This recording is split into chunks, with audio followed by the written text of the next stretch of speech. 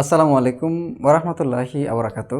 প্রিয় শিক্ষার্থীবৃন্দু, তোমরা যারা এই মুহূর্তে নবম দশম শ্রেণীতে অধ্যয়ন করছো, তোমাদের নবম দশম শ্রেণীর রসায়ন বইয়ের মধ্যে যে তৃতীয় অধ্যায়, এই তৃতীয় অধ্যায়ের যে গুরুত্বপূর্ণ অংশগুলো আছে, সেই গুরুত্বপূর্ণ অংশগুলোর মধ্যে অন্যতম একটি অংশ হচ্ছে বোর পরমাণু মডেল। বহুল প্রতীক্ষিত এই টপিক। অনেক টেক্সট পাইছি যে ভাইয়া এই টপিকের উপরে একটা ভিডিও আপলোড করেন। ঠিক সেই লক্ষ্যে ক্যামেরা ওপেন করেছি, ক্যামেরার সামনে দাঁড়িয়েছি। আজ 13ই মার্চ বোর পরমাণু মডেল এই টপিকের উপরে ক্লাস রেকর্ড করব।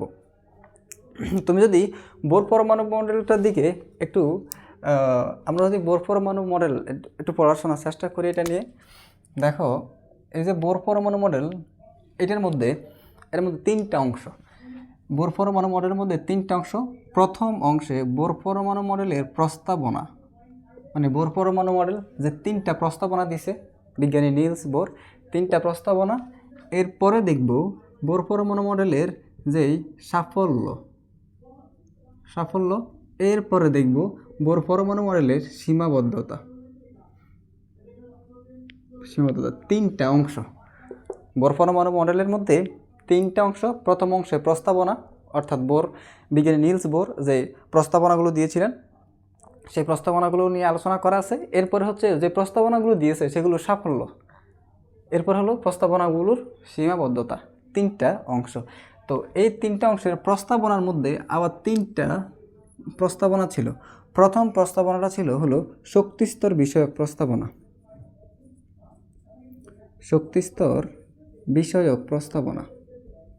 প্রথম প্রস্তাবনাটা হলো শক্তিস্তর বিষয়ক প্রস্তাবনা। এরপরের প্রস্তাবনাটা হলো কৌণিক ভরবেগ বিষয়ক প্রস্তাবনা।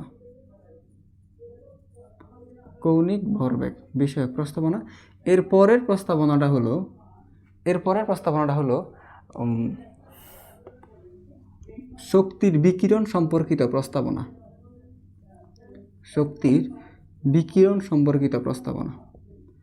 এই তিনটি প্রস্তাবনা আমরা এই পর্বে কেবলমাত্র প্রস্তাবনাগুলো নিয়ে পড়াশোনা করব।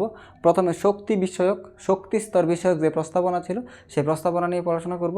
এরপরে কৌণিক ভরবেগ বিষয়ক যে প্রস্তাবনা ছিল সেই প্রস্তাবনা বিষয়ে পড়াশোনা করব।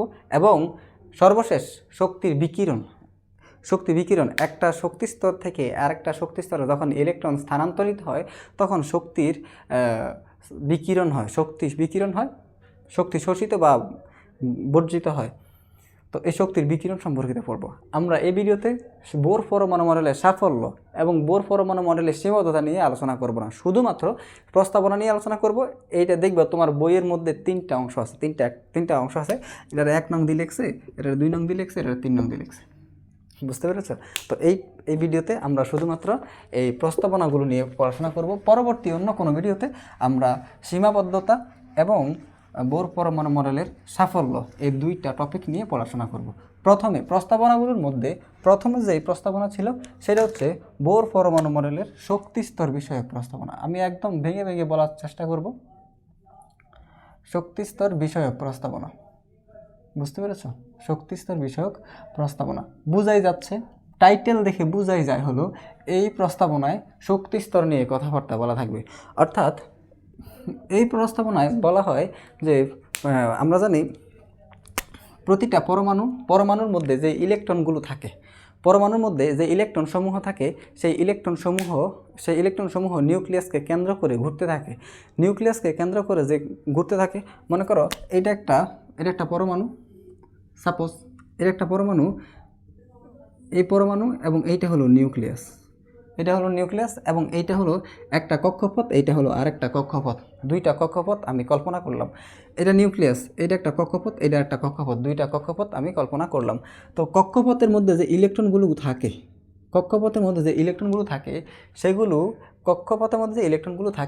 সেই ইলেকট্রনগুলো নিউক্লিয়াসকে কেন্দ্র করে ঘুরে। কক্ষপথের মধ্যে যে ইলেকট্রনগুলো থাকে সেই ইলেকট্রনগুলো নিউক্লিয়াসকে কেন্দ্র করে ঘুরে, এবং নিউক্লিয়াসকে কেন্দ্র করে ঘোরার সময় এরা এদের স্বাধীন মতো ঘুরতে পারে না, এরা এদের ইচ্ছা মতো ঘুরতে পারে না।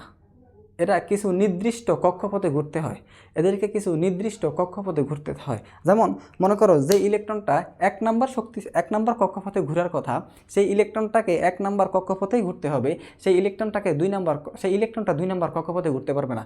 যে ইলেকট্রনটা 2 নাম্বার কক্ষপথে ঘোরার কথা, সেই ইলেকট্রনটা 2 নাম্বার কক্ষপথেই ঘুরবে, সে 3 নাম্বার কক্ষপথে ঘুরতে পারবে না। ঠিক আছে না? তো অর্থাৎ কক্ষপথের মধ্যে ইলেকট্রনসমূহ তাদের ইচ্ছা মতো যেখানে ইচ্ছা সেখানে ঘুরতে পারবে না, তাদের নির্দিষ্ট কিছু অনুমোদিত কক্ষপথে ঘুরতে হয়, এই অনুমোদিত কক্ষপথগুলোকে বলা হয় শক্তিস্তর। এই অনুমোদিত কক্ষপথগুলোকে বলা হয় শক্তিস্তর বা এনার্জি লেভেল বা শক্তিস্তর। বুঝতে পেরেছো? এইটা হলো প্রথম কথা। এরপরে হলো যে শক্তিস্তরকে আমরা n দিয়ে প্রকাশ করতে পারি। শক্তিস্তরকে n দ্বারা প্রকাশ করা হয়। শক্তিস্তরকে এই যে শক্তিস্তর, সেটা n দ্বারা বোঝানো হয়। এই শক্তিস্তরের আরেক নাম হলো প্রধান কোয়ান্টাম সংখ্যা। এই n এর আরেক নাম হলো প্রধান কোয়ান্টাম সংখ্যা। জাস্ট মনে রাখো, প্রধান কোয়ান্টাম সংখ্যা এটাকে প্রধান কোয়ান্টাম সংখ্যা বলা হয়। যখন এটার ব্যাখ্যা দেওয়া দরকার, তখন এটার যে টপিকে ব্যাখ্যা দেওয়া দরকার তখন ওখানে ব্যাখ্যা দিব। এখানে এটুকু মনে রাখো, শক্তিস্তর প্রকাশ করে বা বোঝানো হয় n দ্বারা, শক্তিস্তরের প্রতীক n দ্বারা। আর এই শক্তিস্তর বা n এর আরেকটা নাম হচ্ছে প্রধান কোয়ান্টাম সংখ্যা। এই একটা শক্তিস্তর প্রকাশ করতে গেলে একটা পরমাণুর মধ্যে শক্তিস্তরকে 2 ভাগে প্রকাশ করা যায়। প্রথমত শক্তিস্তরকে সংখ্যা দিয়ে প্রকাশ করা যায়। দ্বিতীয়ত শক্তিস্তরকে অক্ষর দিয়ে প্রকাশ করা যায়। শক্তিস্তরকে পরমাণুর মধ্যে যে 1 নম্বর শক্তিস্তর, 2 নম্বর শক্তিস্তর, 3 নম্বর শক্তিস্তর, এই যে শক্তিস্তরের যে সংখ্যা যে কাউন্ট করব, সেই শক্তিস্তরের কাউন্ট 2 ভাবে করা যায়। পরমাণুর মধ্যে যে শক্তিস্তরগুলো থাকে, সেই শক্তিস্তরগুলোর যে কাউন্ট করে 2 ভাবে, হয় সংখ্যা দিয়ে কাউন্ট করে, নাহলে অক্ষর দিয়ে কাউন্ট করে। অর্থাৎ সংখ্যা দিয়ে যখন কাউন্ট করে সেটা হয় 1 2 3 4 5 6 এরকম শক্তিস্তর সংখ্যা কাউন্ট করে। সংখ্যা দিয়ে কাউন্ট করা যায়, আবার অক্ষর দিয়েও কাউন্ট করা যায়। অক্ষর দিয়ে কী দিয়ে কাউন্ট করা যায়? কে দিয়ে কাউন্ট করা যায়, কে এল এম এন এরকম কাউন্ট করা যায়। যখন এগুলো কিন্তু n এর মান সবগুলো, যখন শক্তিস্তরের মান 1 তখন বুঝতে হবে প্রথম শক্তিস্তর, যখন শক্তিস্তরের মান অর্থাৎ n এর মান 2 তখন বুঝতে হবে যে এটা দ্বিতীয় শক্তিস্তর, যখন n এর মান 3 তখন বুঝতে হবে এটা তৃতীয় শক্তিস্তর।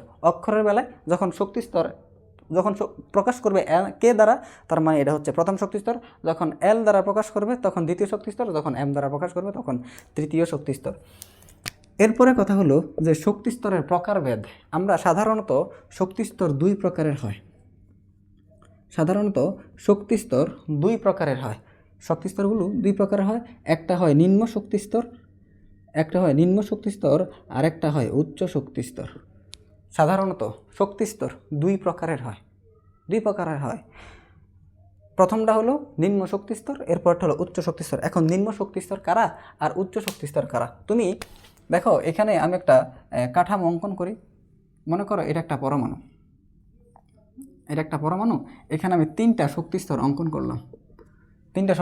করলাম। দেখো, এটা যদি 1 নম্বর শক্তিস্তর হয়, এটা যদি 2 নম্বর শক্তিস্তর হয়, এটা যদি 3 নম্বর শক্তিস্তর হয়। নিম্ন শক্তিস্তর হইল যে শক্তিস্তরটা নিউক্লিয়াসের সবচেয়ে কাছে। নিম্ন শক্তিস্তর হলো যে শক্তিস্তরটা নিউক্লিয়াসের সবচেয়ে কাছে, সেটা হচ্ছে নিম্ন শক্তিস্তর। হ্যাঁ, নিম্ন শক্তিস্তর।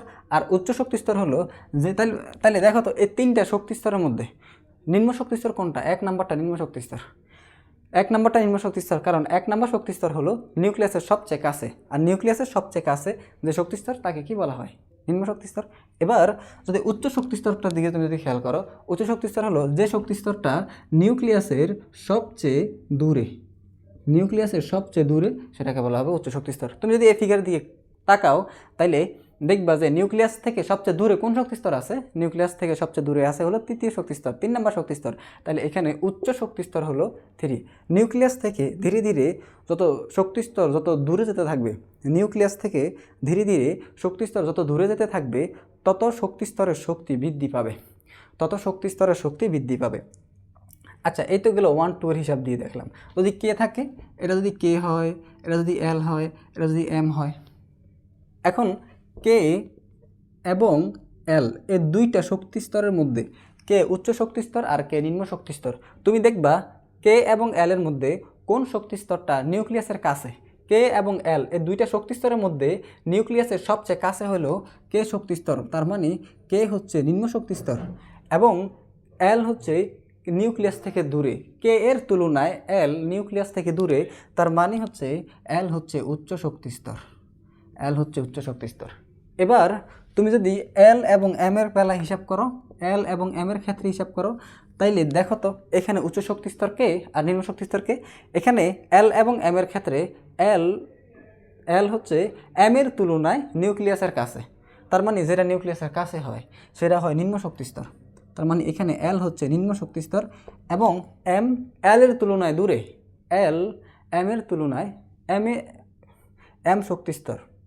এম শক্তি স্তরটা উচ্চ শক্তি স্তর না নিম্ন শক্তি স্তর? এম শক্তি স্তরটা হলো, দেখো এল যে শক্তি স্তর, এল এর তুলনায় নিউক্লিয়াস থেকে এম দূরে। যেহেতু এম দূরে সেহেতু এম উচ্চ শক্তি স্তর, সেহেতু এম উচ্চ শক্তি স্তর। বুঝতে পেরেছ? এই ছিল টোটাল শক্তি স্তর বিষয়ক যে পড়াশোনা, সেই পড়াশোনাগুলো। হোপফুলি তুমি এইটুকু বুঝতে পেরেছ। হ্যাঁ, তো এরপরে যে পড়াশোনাটা সেটা হলো কৌণিক ভরবেগ বিষয়ক প্রস্তাবনা।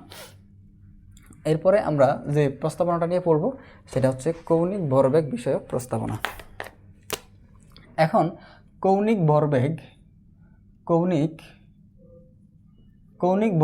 বিষয়ক প্রস্তাবনা, এই প্রস্তাবনাটা নিয়ে পড়তে গেলে প্রথমে তোমাকে আগে কৌণিক ভরবেগ কাকে বলে সেটা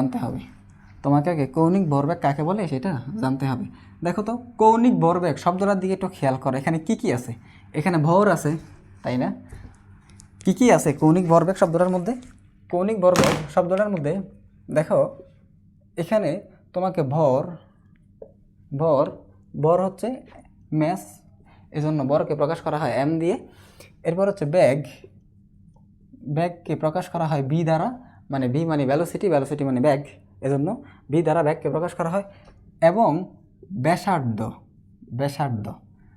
ব্যাসার্ধটা লাগবে। এখন কিসের ব্যাসার্ধ? এটা কিসের ব্যাসার্ধ? দেখো খুব সংক্ষেপে ব্যাসার্ধ হলো রেডিয়াস মানে আর, এই কারণে আর দ্বারা ব্যাসার্ধকে প্রকাশ করা হয়।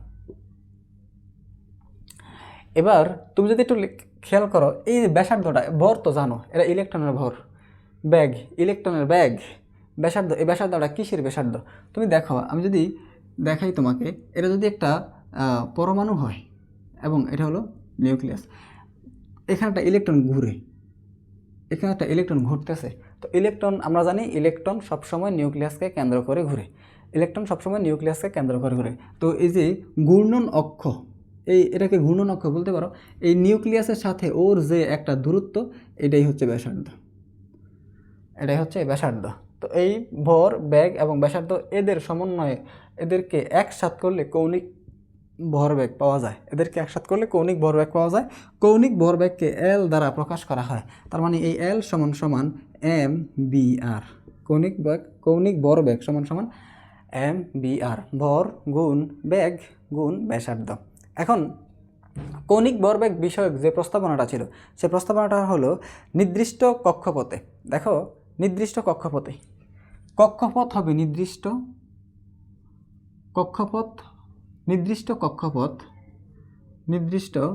কক্ষপথ এবং ইলেকট্রন নির্দিষ্ট হবে। তো কক্ষপথ নির্দিষ্ট, নির্দিষ্ট কক্ষপথে নির্দিষ্ট ইলেকট্রনের শক্তিও নির্দিষ্ট হবে। আমি একটু উল্টো করে বলে ফেলছি যে নির্দিষ্ট কক্ষপথে নির্দিষ্ট ইলেকট্রনের শক্তিটাও নির্দিষ্ট হবে। নির্দিষ্ট কেন বললো? কারণ একটা পরমাণুতে অনেকগুলো কক্ষপথ থাকতে পারে, আবার একটা কক্ষপথের মধ্যে অনেকগুলো ইলেকট্রনও থাকতে পারে। এজন্য একটা নির্দিষ্ট কক্ষপথের একটা নির্দিষ্ট ইলেকট্রনের যে শক্তি, সেটাও নির্দিষ্ট হয়। একটা নির্দিষ্ট কক্ষপথের শক্তি বা কৌণিক ভরবেগ, অ্যাকচুয়ালি কৌণিক ভরবেগ, শক্তি না, কৌণিক ভরবেগ।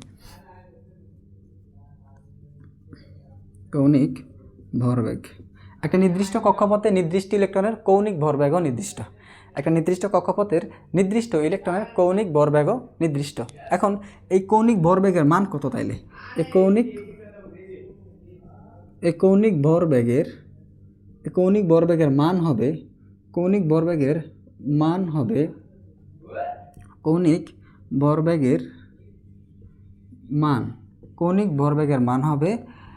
h/2π এর সরল গুণিতক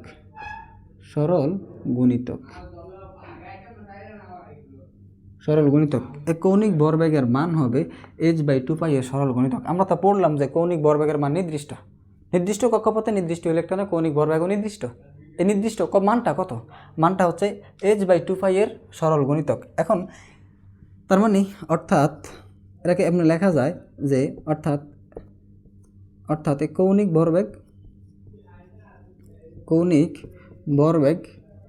ভরবেগ সমান বলছে না সরল গুণিতক এর মান h/2π এর পূর্ণ সংখ্যার সরল গুণিতক। পূর্ণ সংখ্যার সরল গুণিতক। এইটার উপরে যে নোট, সেই নোটটা আমি দিয়ে দিব ভিডিওর কমেন্ট বক্সে। বুঝতে পেরেছো? যদি লেখা বুঝতে সমস্যা হয়, লেখা বুঝতে কষ্ট হয়, তাইলে ডোন্ট ওয়ারি, আমি এটার উপরে যে নোট সেটা আমি দিয়ে দিব। হ্যাঁ, এটা কিন্তু লিখতে হবে পরীক্ষার হলে যে নির্দিষ্ট কক্ষপথে নির্দিষ্ট ইলেকট্রনের কৌণিক ভরবেগ নির্দিষ্ট, যা h/2π এর পূর্ণ সংখ্যার সরল গুণিতক। বইয়ের মধ্যে এত সুন্দর করে লেখা নাই। নির্দিষ্ট কক্ষপথে নির্দিষ্ট ইলেকট্রনের কৌণিক ভরবেগ নির্দিষ্ট, যার মান h/2π এর পূর্ণ সংখ্যার সরল গুণিতক। অর্থাৎ কৌণিক ভরবেগ সমান এই পূর্ণ সংখ্যা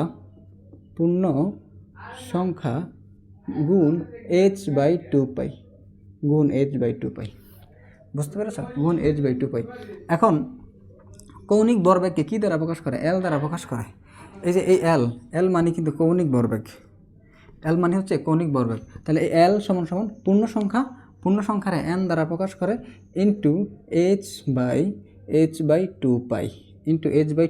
তো এই L মানে কি? L মানে হচ্ছে অ্যাম্বিয়ার। এই যে L মানে অ্যাম্বিয়ার, এই অ্যাম্বিয়ারের মানটা বসাবো। অ্যাম্বিয়ার সমান এই n h/2π। This is law. এটাই সূত্র। তোমার বইয়ে কথাটা আছে, বাট এই কথাটা কোত্থেকে আসছে এটা লেখা নেই। বুঝতে পেরেছ? তোমার বইয়ে এই কথাটা আছে, বাট এই কথাটা কোত্থেকে আছে এটা নাই। অ্যাম্বিয়ার সমান nh/2π। এখানে m মানে কি? m মানে হলো ইলেকট্রনের ভর। বি মানে কি? বি মানে হচ্ছে নিউক্লিয়াস, ইলেকট্রনের ব্যাগ। আর মানে হচ্ছে ব্যাসার্ধ। কার ব্যাসার্ধ? আর মানে হচ্ছে তুমি এটা হলো ঘূর্ণন অক্ষ থেকে তুমি এটা। আর মানে কি? আর মানে হচ্ছে নিউক্লিয়াস থেকে এই যখন ইলেকট্রনটা যে ঘুরতেছে ওর মধ্যবর্তী দূরত্ব, ব্যাসার্ধ। এরপরে n মানে হচ্ছে পূর্ণ সংখ্যা। h মানে প্লাঙ্কের ধ্রুবক। প্লাঙ্কের ধ্রুবক কত? 6.626 × 10⁻34। This is Planck constant. 2 এরপরে 5, এটি তো পারোই। তো এই হলো তোমার এই কৌণিক ভরবেগ বিষয়ক যত ধরনের যে পড়াশোনাগুলো ছিল সেই পড়াশোনাগুলো। বুঝতে পেরেছ? তো আচ্ছা, এরপরে যেটা আছে সেটা হলো শক্তির বিকিরণ বিষয়ক প্রস্তাবনা। শক্তির বিকিরণ বিষয়ক প্রস্তাবনা। এখন শক্তির বিকিরণ মানে কি জানো নি?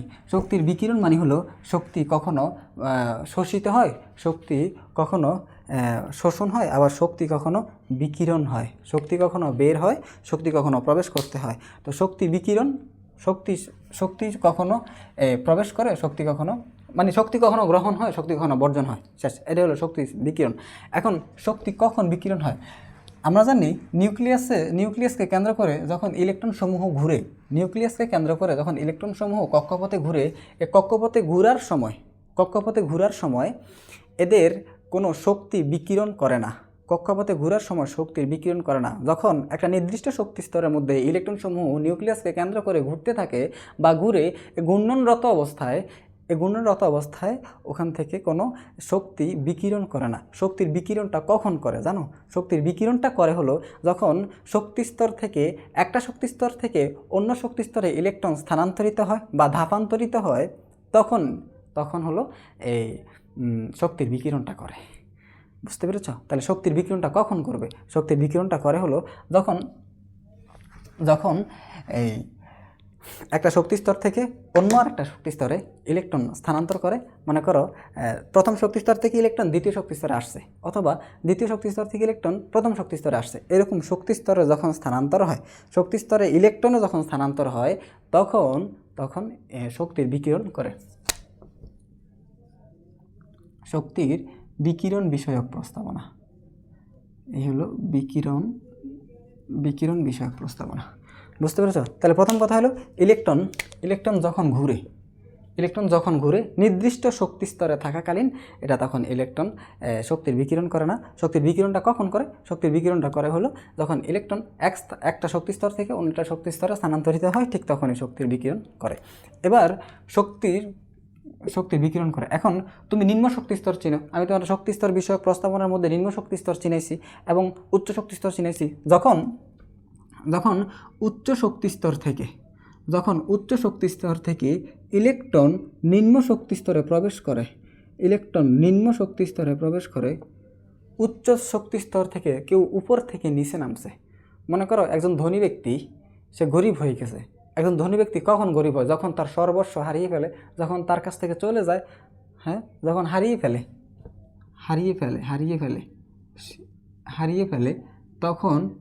হারিয়ে ফেলে বা বিকিরণ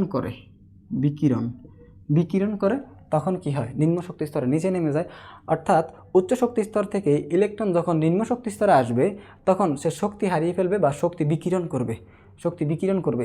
ইলেকট্রন যখন উচ্চ শক্তি স্তর থেকে নিম্ন শক্তি স্তরে প্রবেশ করে তখন শক্তির বিকিরণ হয়। নাম্বার 3 হলো যখন নিম্ন শক্তি স্তর থেকে এই হলো উচ্চ শক্তি স্তর, এই হলো নিম্ন শক্তি স্তর। যখন এই নিম্ন শক্তি স্তর থেকে ইলেকট্রন উচ্চ শক্তি স্তরে আসে, যখন কোনো গরিব মানুষ বড়লোক হয় তখন তারা অনেক বেশি টাকা পয়সা অর্জন করতে হয়, তাই না? অনেক বেশি টাকা পয়সা অর্জন করতে হয়। তখন সে কী করবে? সে অর্জন করবে বা সে শোষণ করবে, টাকা পয়সা খাবে আর কি, টাকা পয়সা শোষণ করবে। তো যখন নিম্ন শক্তি স্তর থেকে উচ্চ শক্তি স্তরে প্রবেশ করে তখন যখন উচ্চ শক্তি স্তরে প্রবেশ করে তখন তারা শক্তি শোষণ করতে হয়। অর্থাৎ কোনো একটা ইলেকট্রন যখন নিম্ন শক্তি স্তর থেকে উচ্চ শক্তি স্তরে প্রবেশ করে তখন শক্তির শোষণ হয়। এই যে শোষিত এবং বিকিরিত শক্তির পরিমাণ, এই যে শোষিত এবং বিকিরিত শক্তি, এই যে আমরা বলতেছি বিকিরিত শক্তি এবং শোষিত শক্তি, এই শোষিত এবং বিকিরিত শক্তির যে পরিমাণ সেটা হচ্ছে এইচ নিউ সমান hc বাই ল্যামডা। এই হলো শোষিত এবং বিকিরিত শক্তির পরিমাপ নির্ণয়ের সূত্র। বুঝতে পেরেছ? তো এইচ প্ল্যাঙ্কের ধ্রুবক, নিউ, hc, ল্যামডা, এগুলো নিয়ে পড়াশোনা করবো আমি পরবর্তী ভিডিওতে। এই হলো তোমার শক্তির বিকিরণ বিষয়ক প্রস্তাবনা। এটার উপরে যে নোট আমি সেটা দিয়ে দিব এই ভিডিওর কমেন্ট বক্সে, ঠিক আছে? আমার লেখা খুব বাজে হয়েছে, বেশি একটা ভালো হয় না, সুন্দর হয় নাই। তুমি বুঝতে পারলে তো ভালো, বুঝতে না পারলে আমার বলবা, আমি তোমারে বলবো যে এটা কী ছিল, স্ক্রিনশট দিয়ে দেখাবা নিচে। এই হলো কথা। আর তো এখান থেকে দুইটা সূত্র, একটা হলো MBR = NH/2π, নাম্বার 2 হলো h nu = hc by lambda. দুইটা সূত্র গাণিতিক, এই সূত্রগুলোর গাণিতিক অংশ থেকে কেমনি পরীক্ষায় প্রশ্ন আসতে পারবে পরবর্তী ভিডিওতে আমি সেটা তোমারে দেখাই দিব, ঠিক আছে নি? তো সে পর্যন্ত ভালো থেকো, সুস্থ থেকো। তোমার পড়াশোনা করতে আর কোন টপিকের উপর তুমি প্রবলেম ফেস করো আমাকে বলবা, ইনবক্সে বলবা বা ভিডিওর কমেন্টে বলতে পারো, তখন আমি তোমাকে সেই অনুযায়ী পড়ানোর ট্রাই করবো। তুমি যদি না বলো তাহলে আমি কীভাবে বুঝবো যে তোমার কোন অংশে সমস্যা? তোমাকে বলতে হবে, তাইলে আমি সেই অনুযায়ী তোমাকে পড়ানোর ট্রাই করব। তো ভালো থেকো, সুস্থ থেকো, শান্তিচিত্তে পড়াশোনা করো। আল্লাহ হাফেজ।